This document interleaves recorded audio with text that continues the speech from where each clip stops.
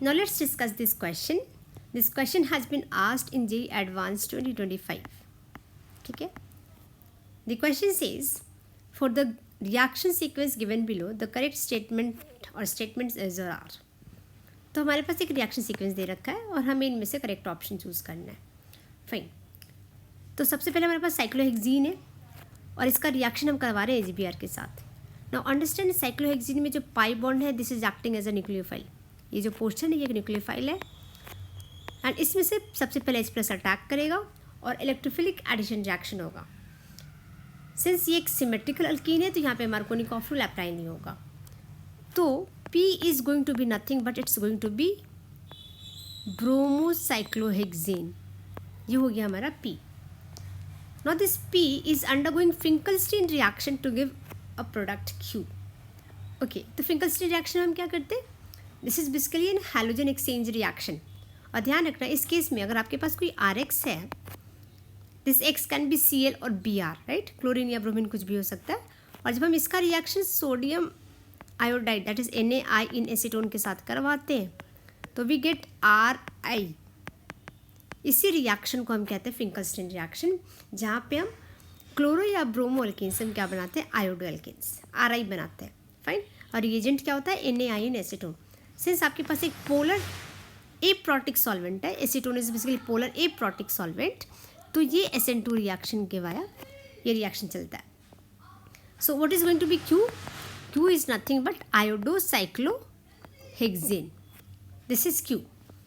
अब R क्या है? P is undergoing Schwarz reaction. Again, Schwarz reaction is nothing but the halogen exchange reaction.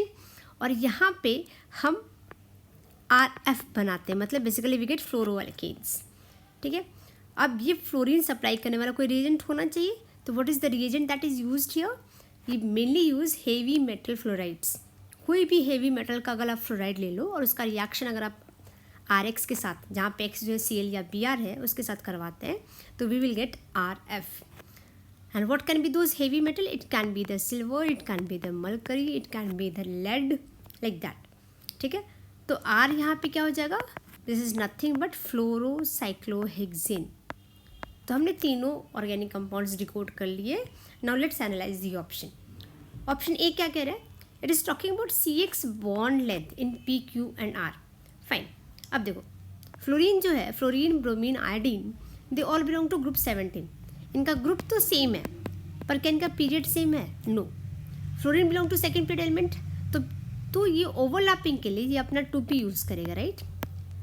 इस carbon के साथ जो कि यहाँ पे जो कार्बन है, this carbon is sp3 hybridised और कार्बन सेकेंड पीरियड एलिमेंट है, तो वो अपना सेकेंड ऑर्बिट वाला ही ऑर्बिटल यूज़ करेगा, राइट? तो हमें पता है ओवरलैपिंग अच्छी कब होती है? जब ऑर्बिटल जितना पास होते हैं. तो 2p ओवरलैप बेटर है compare to 2p 3p overlap. अब n की वैल्यू जैसे जैसे बढ़ते जाएगी, what is n here? That's principal quantum number. n की वैल्यू जैसे जैसे बढ़ती जाएगी ओवरलैपिंग उतना ही कम होता जाता है, ओवरलैपिंग एक्सटेंट कम होता जाता है, बॉन्ड वीक बनता है पर बॉन्ड लॉन्ग बनता है. ठीक है. अब यहाँ पे फ्लोरीन के बाद क्या आता है? क्लोरीन. तो क्लोरीन जो एक थर्ड पीरियड एलिमेंट है, ब्रोमीन जो है वो फोर्थ पीरियड एलिमेंट है. तो ब्रोमीन यहाँ पे ओवरलैपिंग करने के लिए ये अपना 4p ऑर्बिटल यूज़ करेगा. आयोडीन जो है ये फिफ्थ पीरियड एलिमेंट है, ये अपना और ओवरलैपिंग के लिए ये 5p ऑर्बिटल यूज़ करेगा. तो ना यू कैन अंडरस्टैंड, अगर आप बॉन्ड लेंथ की बात करोगे, तो n की वैल्यू जैसे जैसे बढ़ेगी बॉन्ड लेंथ की वैल्यू क्या होगी? उतनी बढ़ती जाएगी. बॉन्ड लंबा बनता है पर बॉन्ड वीकर बनता है, बॉन्ड स्ट्रॉन्ग नहीं बनता. तो बॉन्ड लेंथ का ऑर्डर यहाँ पे क्या हो जाएगा? It would be Q.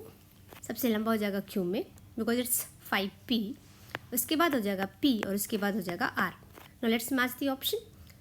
It's QRP and what should be the correct order? QPR. That means A यहाँ पे क्या हो जाएगा? Incorrect one. Talking about option B, ये CX बॉन्ड एंथैल्पी की बात कर रहा है.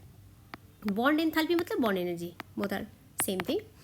तो अगर हम बॉन्ड एनर्जी की बात करें तो ओवरलैपिंग जितना बेटर होगा या उसका एक्सटेंट ऑफ ओवरलैपिंग जितना बेटर होगा, बॉन्ड एंथैल्पी उतनी बेटर होगी.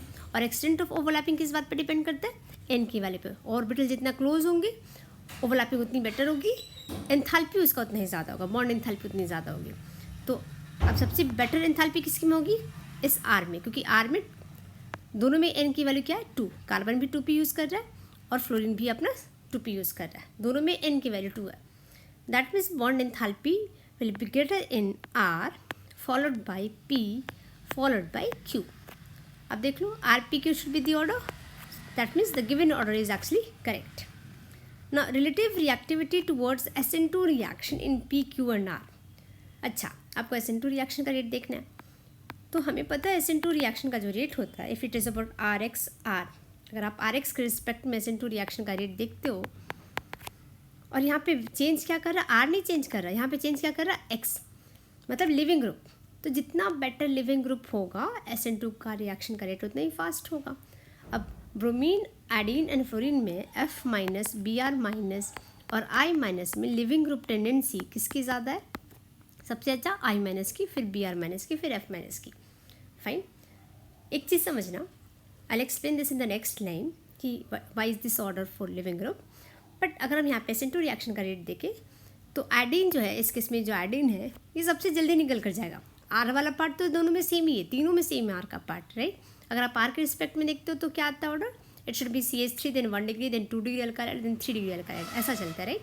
पर यहाँ पर हम X के रिस्पेक्ट में देख रहे हैं, तो SN2 का रेट क्या हो जाएगा, it would be Q then it would be P and then it would be R। ये किसके रिस्पेक्ट में देख रहे हैं, लिविंग ग्रुप के रिस्पेक्ट में, क्योंकि R की वैल्यू यहाँ पे सेम है।